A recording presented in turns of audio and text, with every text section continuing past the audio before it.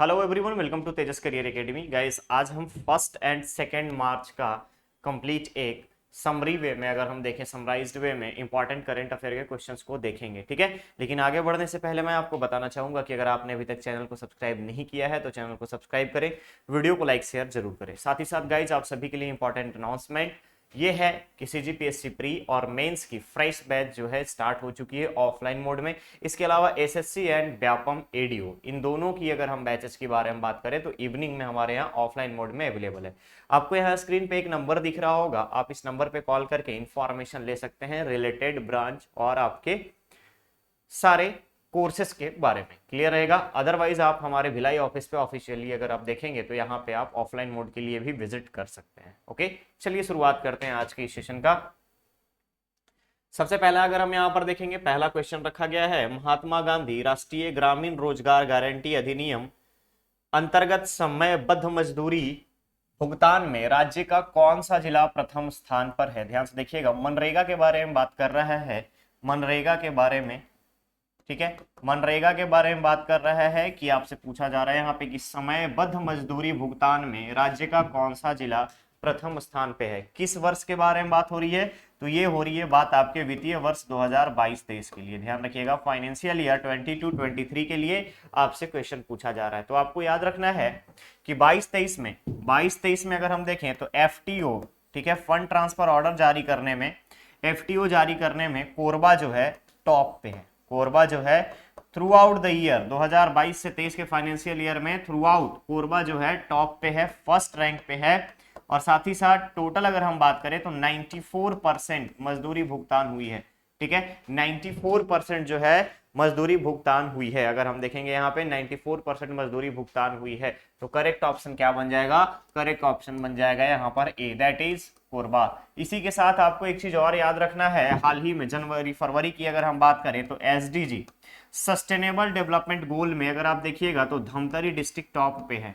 कौन सा, धमतरी, याद रखना है आपको, धमतरी जिला जो है प्रथम स्थान पे है आउट ऑफ 100 72 मार्क्स के साथ। 72 मार्क्स के साथ, ये पैरामीटर होता है मूल्यांकन का, तो मूल्यांकन में इसको 72 मार्क्स मिले हैं धमतरी जिले को। क्लियर रहेगा, करेक्ट ऑप्शन यहां पर बन जाएगा आपका ए। आगे बढ़ते हैं अगले क्वेश्चन पे। क्वेश्चन है, छत्तीसगढ़ राज्य विधानसभा में राज्य का बजट कब पेश किया जाएगा। छत्तीसगढ़ राज्य विधानसभा में राज्य का बजट कब पेश किया जाएगा, ये आपसे पूछा जा रहा है। तो याद रखिएगा, ये जो है आपका अंतरिम बजट की तरह ही देखा जाएगा, क्योंकि ये क्या है, चुनावी वर्ष है। ध्यान रखेंगे आप, चुनावी वर्ष है। नवंबर 2023 में, 2023 के नवंबर में चुनाव है छत्तीसगढ़ में, विधानसभा का, लेजिस्लेटिव असेंबली का चुनाव है। और यहाँ पे चुनावी वर्ष में ये बजट पेश किया जा रहा है। बजट पेश किया जाएगा 6 मार्च को। ध्यान रखिएगा, 6 मार्च को बजट पेश किया जाएगा। कौन पेश करेगा, भूपेश बघेल जी, हमारे मुख्यमंत्री भूपेश बघेल। ठीक है, ध्यान रखेंगे, भूपेश बघेल जी के द्वारा 6 मार्च को बजट पेश किया जाएगा। बट उससे पहले अगर हम देखें तो सत्र कब शुरू हो रहा है, सेशन का सत्र 1 मार्च से स्टार्ट हो चुका है नए राज्यपाल के अभिभाषण के साथ। ठीक है, वीवी हरिचंदन, ध्यान रखेंगे आप, वीवी हरिचंदन जी के अभिभाषण के साथ। ठीक है, वीवी हरिचंदन जी जो कि हमारे राज्य के नए राज्यपाल हैं, इनके अभिभाषण के साथ बजट सत्र का शुभारंभ 1 मार्च से हो चुका है। कब तक चलेगा, तो आपको याद रखना है कि ये बजट चलने वाला है आपका डिस्कशन, ये सेशन जो है बजट का, ये 24 मार्च तक चलेगा, 24 मार्च तक चलेगा। और इस दौरान कुल 14 बैठकें होंगी, 14 सिटिंग्स होंगे। याद रखिएगा, 14 सिटिंग्स होंगी। ठीक है, 14 सिटिंग्स होगी चुनावी वर्ष को लेकर के। नवंबर 2023 में लेजिस्लेटिव असेंबली चुनाव है, 6 मार्च को बजट पेश होगा, 1 मार्च से सेशन स्टार्ट होगा राज्यपाल के अभिभाषण के द्वारा, और 14 सिटिंग, कुल 14 बैठकें होंगी। तो करेक्ट ऑप्शन क्या हो जाएगा, करेक्ट ऑप्शन हो जाएगा यहाँ पर आपका B, that is 6 March. Clear है। अगला क्वेश्चन है, भारत का पहला कृत्रिम बुद्धिमत्ता आधारित चैटबॉट कौन सा है। तो भारत का कृत्रिम बुद्धिमत्ता आधारित यानी कि आर्टिफिशियल इंटेलिजेंस बेस्ड चैटबॉट के बारे में आपसे बात की जा रही है। तो artificial intelligence based chatbot Bharat की फिनटेक कंपनी वेलोसिटी के द्वारा, ध्यान रखिएगा, वेलोसिटी के द्वारा लॉन्च किया गया है और इसका नाम रखा गया है लेक्सी। ध्यान रखेंगे आप, लेक्सी। ठीक है, इसका नाम रखा गया है लेक्सी। भारत का पहला चैटबॉट आर्टिफिशियल इंटेलिजेंस पर बेस्ड कौन सा है? लेक्सी। कौन सी कंपनी के द्वारा? तो फिनटेक कंपनी वेलोसिटी के द्वारा इसको लॉन्च किया गया है। याद रखिएगा इसमें क्या क्या चीजें रहेंगी, तो आप यहां पर जीपीटी के बारे में देखेंगे, तो ध्यान रखिएगा जनरेटिव प्री ट्रेंड, ध्यान रखिएगा आप, generative pre trend artificial intelligence based chatbot. तो ये सब चीजें याद रखना है आपको कि लेक्सी जो है भारत का पहला आर्टिफिशियल इंटेलिजेंस बेस्ड चैटबॉट है। करेक्ट ऑप्शन यहां पर बन जाएगा आपका डी। क्लियर है? क्लियर रहेगा। एलेक्सा क्या है? तो एलेक्सा आपका देखेंगे आप तो एंड्रॉयड की जगह पे iOS में आपको देखने को मिलता है, दैट इज एप्पल में। ठीक है, दैट इज एप्पल में। क्लियर रहेगा। चलिए अगला क्वेश्चन है, रोबोट के माध्यम से सीवरेज क्लीनिंग कार्य कराने वाला भारत का पहला राज्य कौन सा है? तो सीवरेज क्लीनिंग का क्या मतलब है?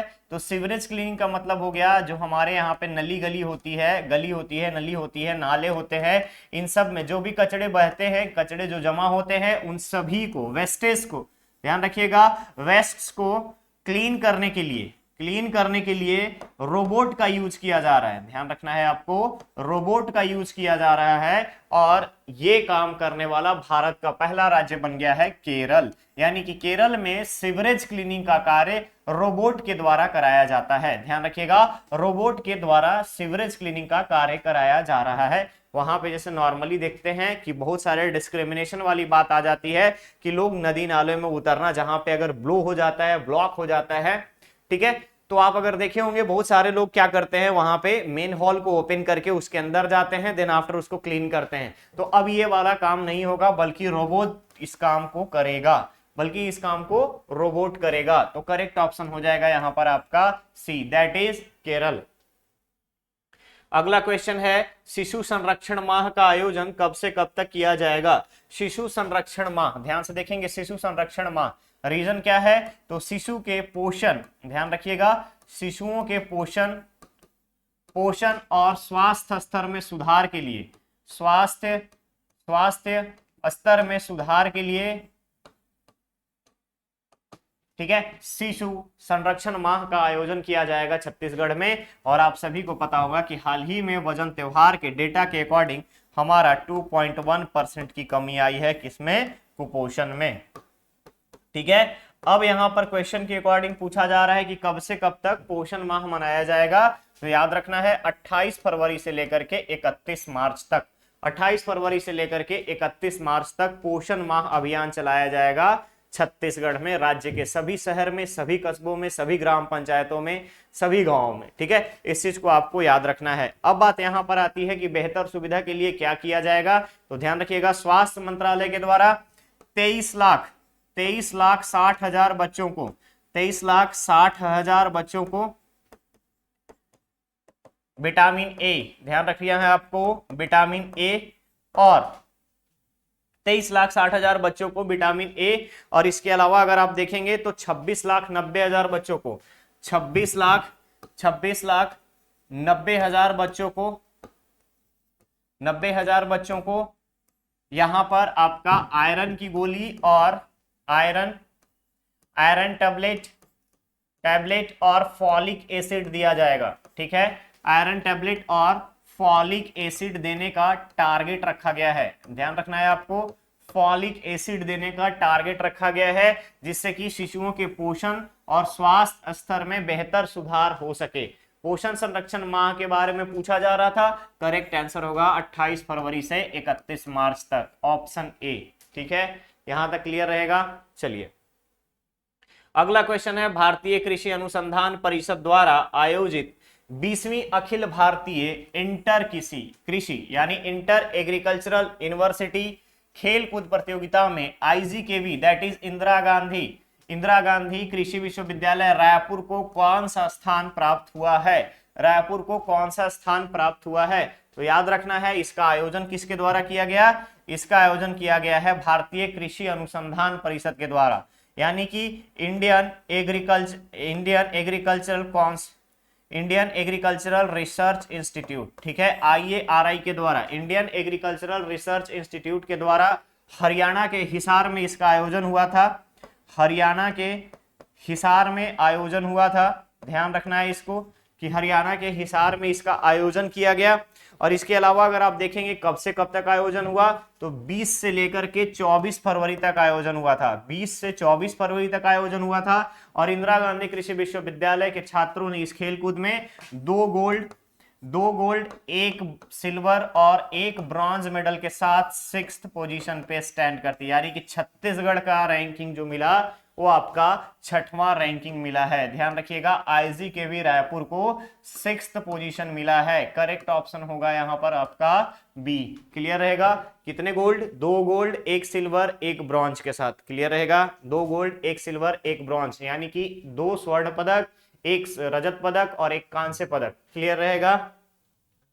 अगला क्वेश्चन है, अंतरराष्ट्रीय जीरो डिस्क्रिमिनेशन डे कब मनाया जाता है? अंतरराष्ट्रीय जीरो डिस्क्रिमिनेशन डे मतलब जीरो भेदभाव दिवस।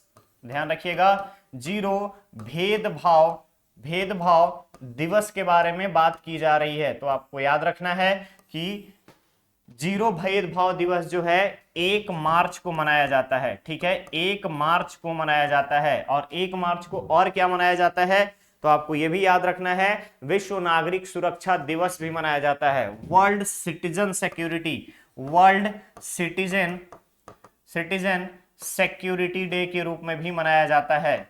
याद रखना है, सिक्योरिटी डे के रूप में भी मनाया जाता है 1 मार्च को। क्लियर है? जीरो भेदभाव दिवस। इसके अलावा अगर आप देखेंगे तो और भी मार्च में ही अलग अलग डे सेलिब्रेट किए जाते हैं, जिनमें से अगर आप देखेंगे तो वर्ल्ड विश्व की अगर हम बात करें, विश्व वानिकी दिवस। ध्यान रखिएगा, वर्ल्ड 3 मार्च की बात करें, हम 3 मार्च की बात करें तो world wild life day, world wild life day के रूप में भी सेलिब्रेट किया जाता है 3 मार्च को। वहीं अगर आप 4 मार्च के बारे में बात करोगे तो राष्ट्रीय सुरक्षा दिवस, नेशनल सिक्योरिटी डे 4 मार्च को।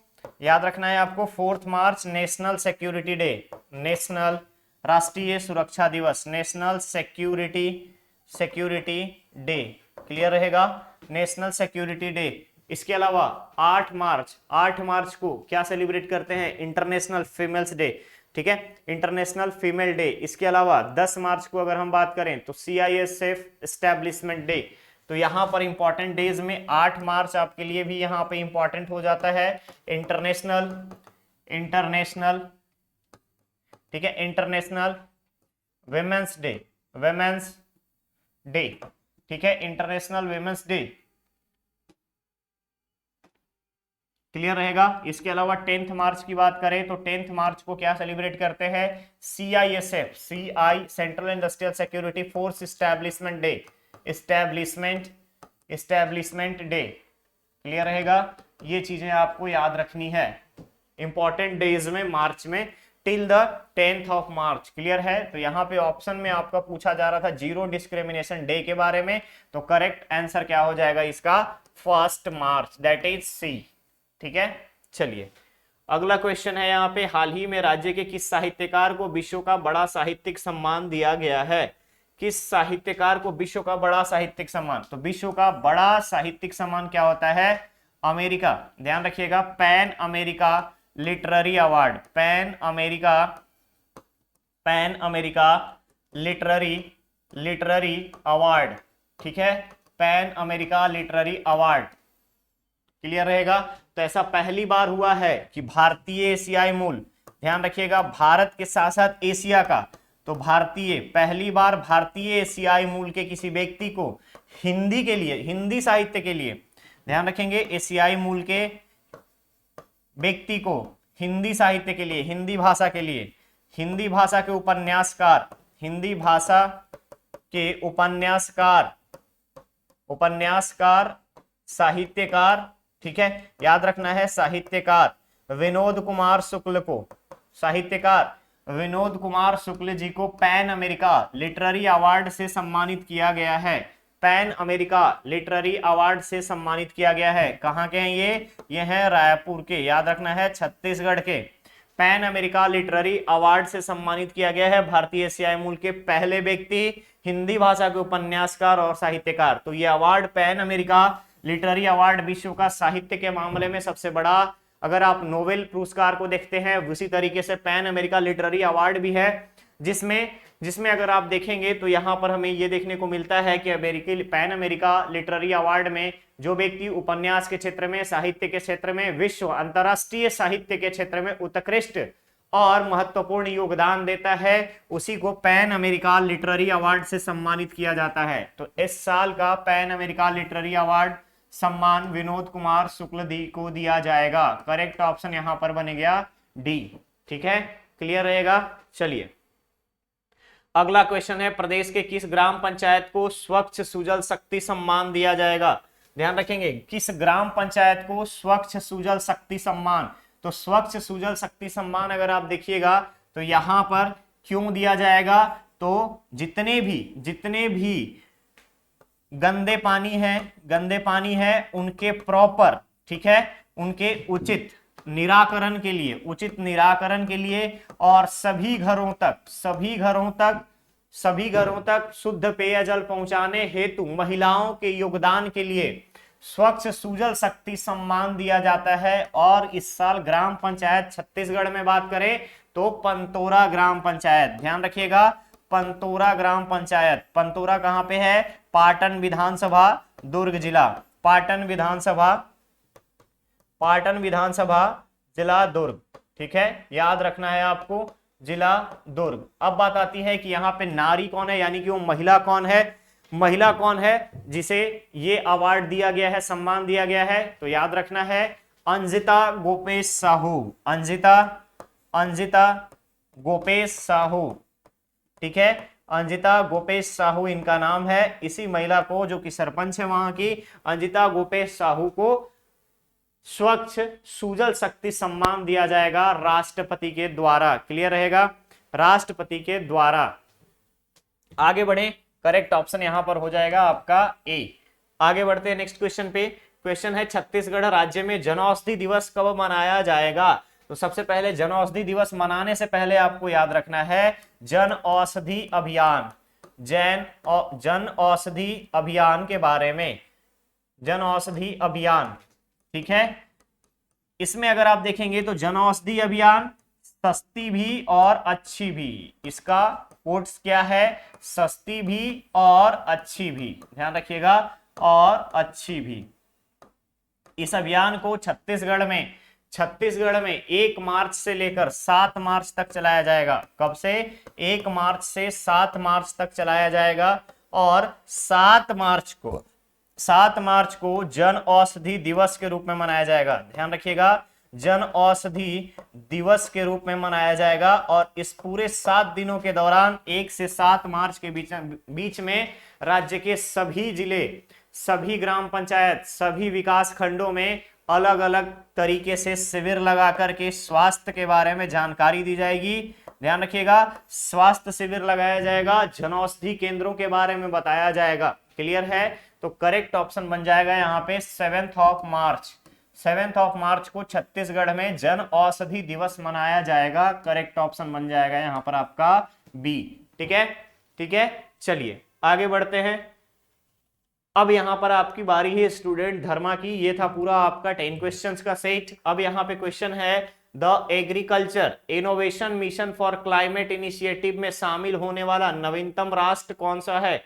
ध्यान से देखेंगे, the agriculture innovation mission for climate initiative में शामिल होने वाला नवीनतम राष्ट्र कौन सा है? तो आपको याद रखना होगा, यहां पर थोड़ा सा मैं हिंट दे देता हूं।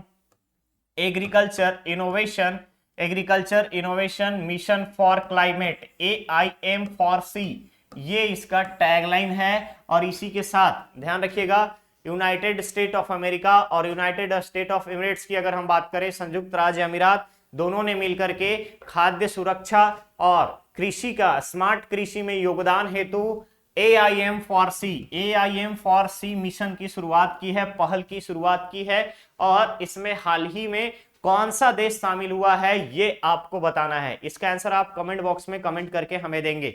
लास्ट लेक्चर की अगर हम बात करें गाइस, तो आप सभी को मैंने 1 फरवरी से लेकर के 28 फरवरी तक का कंप्लीट एक वीडियो प्रोवाइड किया था। फरवरी मंथ के करंट अफेयर का, उसमें लास्ट क्वेश्चन आपसे पूछा गया था टुंजा इको फेडरेशन ताइवान के ब्रांड एम्बेसडर के बारे में कि किसे नियुक्त किया गया है।